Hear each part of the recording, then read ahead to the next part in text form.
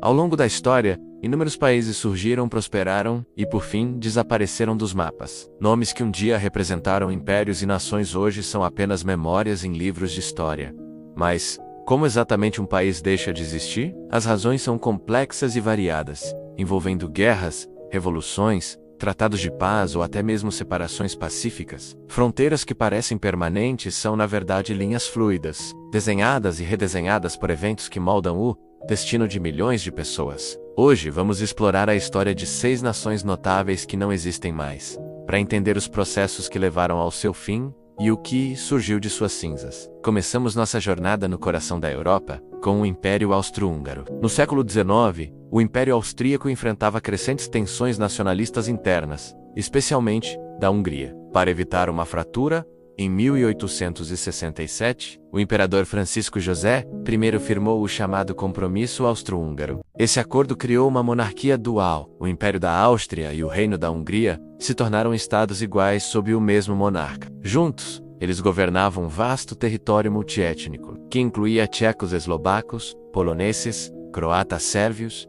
e muitos outros povos. Essa diversidade era ao mesmo tempo a força e a fraqueza do império. As tensões entre os diferentes grupos étnicos nunca desapareceram e, na verdade, só aumentaram com o tempo. O estopim para o colapso veio em 1914, com o assassinato do arquiduque Francisco Ferdinando, herdeiro do trono, em Sarajevo. Esse evento desencadeou a Primeira Guerra Mundial. A derrota na guerra foi fatal para o império. Em 1918, ele se dissolveu oficialmente, e de seus territórios nasceram novos países independentes, como a Áustria, a Hungria e a Tchecoslováquia, enquanto outras partes foram incorporadas à Iugoslávia, Polônia e Romênia, redesenhando completamente o mapa da Europa Central. Das cinzas do Império Austro-Húngaro e da Primeira Guerra Mundial, surgiu um novo estado nos Balcãs, a Iugoslávia, que significa Terra dos Eslavos do Sul. A ideia era unir sérvios, croatas, eslovenos, bósnios, montenegrinos e macedônios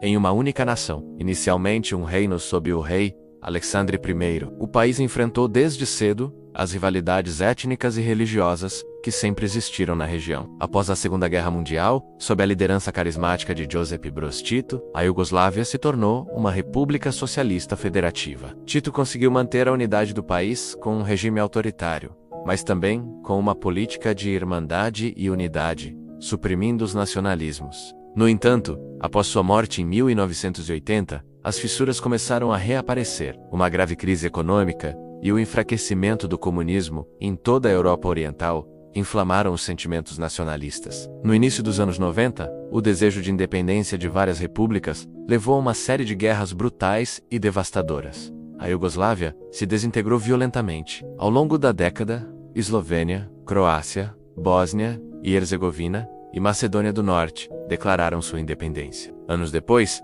Montenegro também se separou pacificamente da Sérvia, completando a fragmentação do antigo sonho iugoslavo. Agora vamos voltar no tempo para falar de um estado que foi fundamental na formação da Alemanha moderna, a Prússia. Suas origens remontam ao Ducado da Prússia, mas foi sob a dinastia Hohenzollern que ela se tornou uma grande potência europeia. Líderes como Frederico o Grande, no século XVIII, fortaleceram o exército e a administração, transformando a Prússia em um estado militarizado e eficiente. No século XIX, a figura central foi o chanceler Otto von Bismarck. Com sua política pragmática com Reseda como Realpolitik, ele liderou a Prússia em uma série de guerras vitoriosas contra a Dinamarca, a Áustria e a França. Essas vitórias culminaram na unificação dos estados alemães. Em 1871, no Palácio de Versalhes, Guilherme I da Prússia foi proclamado imperador da Alemanha. A Prússia se tornou o estado dominante dentro do novo Império Alemão, ditando sua política e cultura militarista. No entanto, foi exatamente esse militarismo que levou ao seu fim. Após a derrota da Alemanha na Segunda Guerra Mundial, as potências aliadas decidiram que a Prússia, como entidade política e ideológica, precisava ser abolida para garantir a paz na Europa. Em 1947, o Estado da Prússia foi formalmente dissolvido, e seu território foi dividido entre a Alemanha, a Polônia e a União Soviética. Outro país que nasceu do fim do Império Austro-Húngaro foi a Tchecoslováquia. Criada em 1918, a nova república unia 2 povos eslavos próximos, os tchecos e os eslovacos, que compartilhavam o desejo de independência. Durante o período entre guerras, a Tchecoslováquia foi uma das poucas democracias funcionais na Europa Central e Oriental. No entanto, sua existência foi turbulenta. Em 1938, foi desmembrada e posteriormente ocupada pela Alemanha nazista. Após a Segunda Guerra Mundial, o país foi restaurado,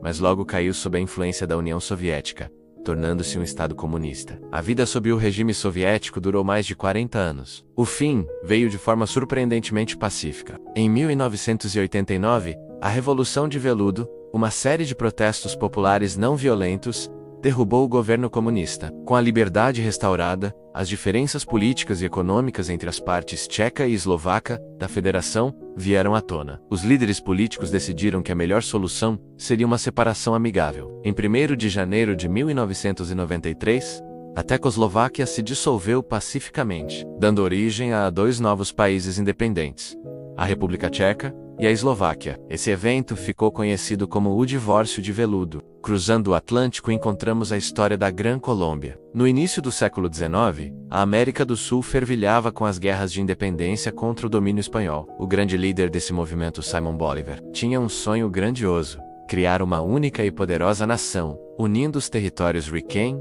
libertados do norte do continente. Em 1819, nasceu a República da Colômbia, que hoje conhecemos como Gran Colômbia, para diferenciá-la do país atual. Ela abrangia os territórios que hoje correspondem à Colômbia, Venezuela, Equador e Panamá. Bolívar acreditava que essa união seria essencial para garantir a estabilidade e a defesa contra potências estrangeiras. No entanto, manter essa vasta nação unida provou ser uma tarefa impossível. As enormes distâncias geográficas e as dificuldades de comunicação dificultavam a administração central. Além disso, surgiram profundas divergências políticas. De um lado, os centralistas, liderados por Bolívar, defendiam um governo forte. Do outro, os federalistas, liderados por figuras regionais, queriam mais autonomia para as províncias. As disputas se intensificaram e, em 1831, apenas uma década após sua criação, e pouco depois da morte de Bolívar, a Gran Colômbia se desfez, com a Venezuela e o Equador se separando e formando suas próprias repúblicas. Por fim,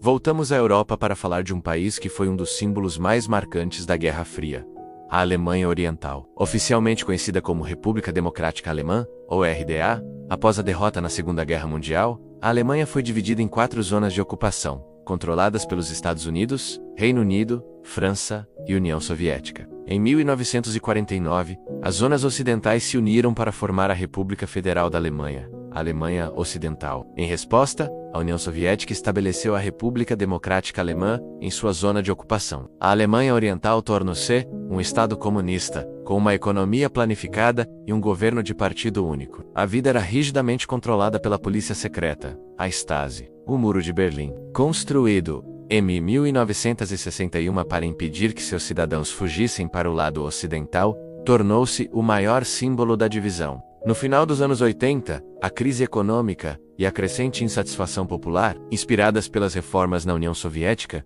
levaram a protestos em massa. A queda do Muro de Berlim, em novembro de 1989, foi um momento decisivo. Menos de um ano depois, em 3 de outubro de 1990, a Alemanha Oriental deixou de existir ao se reunificar com a Alemanha Ocidental, encerrando mais de 40 anos de separação. De impérios multiétnicos a uniões idealistas, passando por nações forjadas em guerras e divididas por ideologias. As histórias que vimos hoje nos mostram que as fronteiras políticas não são eternas, elas são construções humanas, moldadas por poder, conflitos, acordos e aspirações. Um país pode desaparecer de um mapa, mas seu legado cultural, social e humano reverbera através das gerações, influenciando os novos estados que surgem em seu lugar.